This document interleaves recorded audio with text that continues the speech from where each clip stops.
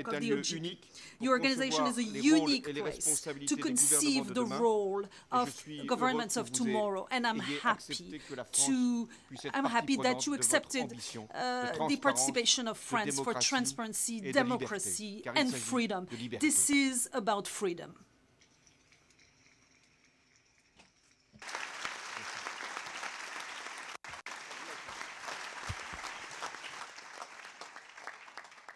Thank you very much, President Hollande, for those words. And I think you put your finger on a very critical issue in terms of the tension between open data and the privacy of data. But you're absolutely right, we need to get both of those right. Earlier this year, I had the pleasure of being in Mexico City, and I could see firsthand a transformed way of governance, particularly in the ways in which civil society and government were sitting next to each other, thinking hard, innovating, creating, and trying to solve Mexico's problems. And it was a pleasure to see that, and that is why I'm so excited that the new incoming leadership of the OGP is going to be vested in Mexico. It is my great pleasure to welcome you, President Peña Nieto. Muchísimas gracias. Thank you very much.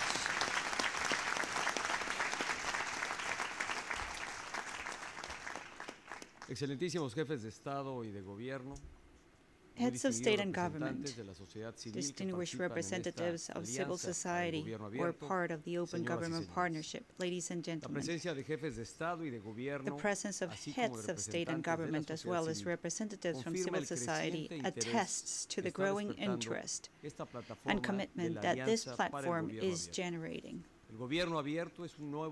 Open government is a new paradigm, which, as a result of the advancement of technology, is revolutionizing the way in which citizens and authorities join efforts to design and evaluate public policies. Open governments are the new frontier of democracy. They are the most modern tool available to stakeholders interested in public policy to actively engage and participate in public affairs. Mexico accepts the chairmanship of the Open Government Partnership with a great sense of responsibility and reiterates its commitment with the promotion of transparency, the fight against corruption, and the empowerment of citizens. I thank President Susilo Bambang, Sunita Kaimal, and Rakesh Rajani for all their work leading this initiative.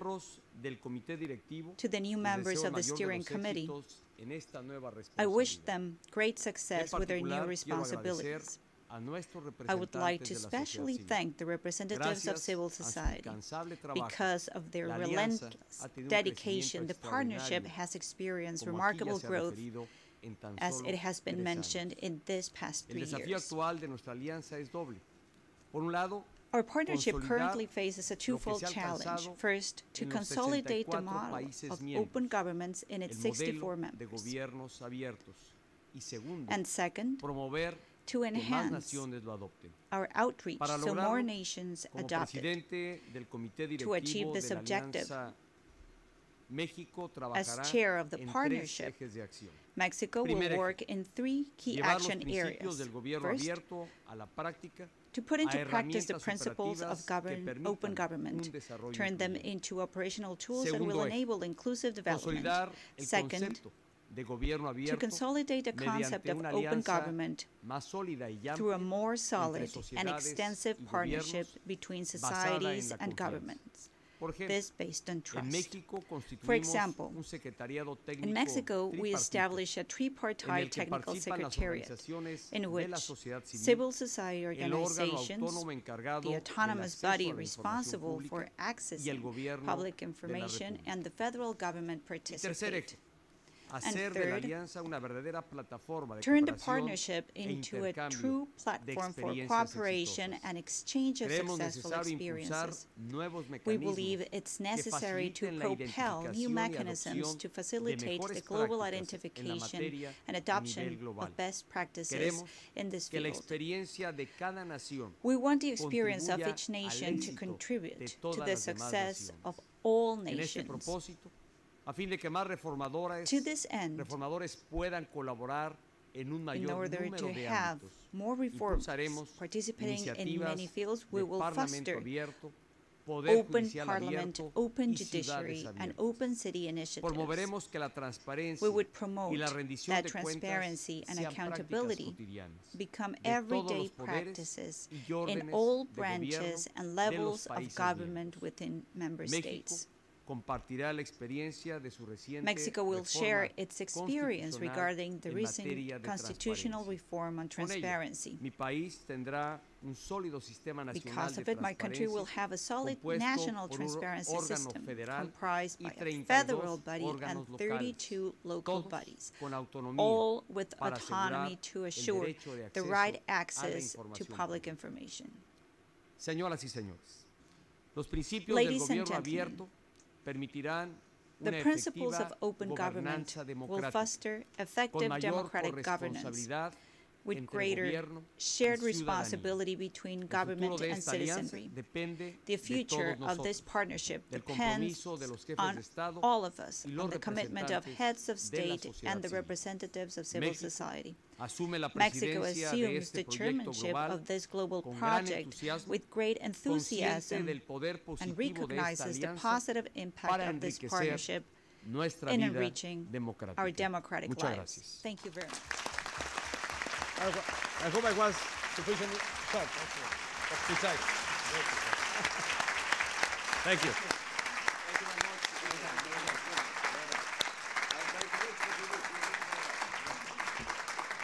you. Thank you, President Peña Nieto, for those thoughtful remarks. We look forward to your leadership together with your co-chair, Sunita Kaimal, and a vision for the next year and your leadership for the next year. At this point, my job is to bring this event to a close. To the government leaders here, I say the work of opening up government, day in, day out, is done by citizens and civil servants on the ground, most of whom would never ever make it into a room like this. But the success of their work depends critically on you. There is nothing more powerful for a teacher or a community worker or a judge than knowing that her president or prime minister supports her fight for justice. Please remember how important it is to send those signals. Please remember to protect and celebrate their work. And please aim to be more ambitious in the coming year than you are in the last. And to my civil society colleagues in the room, I say your passion and persistence for open government really matters. You and your colleagues back at home are truly brave, truly creative, truly persistent. You are working with governments to transform government, to build trust, to get things done. We hope you return home recommitted and re-energized with new friends and allies to help build your coalition for change. As you leave the room today, please take a look at some of the ambitious new citizen engagement commitments that will be projected on the screens, as well as the pledges of support summarized in the outcomes document, which you should find on your way out. Before I adjourn shortly, I will ask you to remain seated for a few minutes to allow our heads of state to exit. So with that, I say, dear friends, in the past 3 short years, the OGP has become an incredible platform for reform, for justice. Now, together, let's go make the most of it. Thank you and good evening.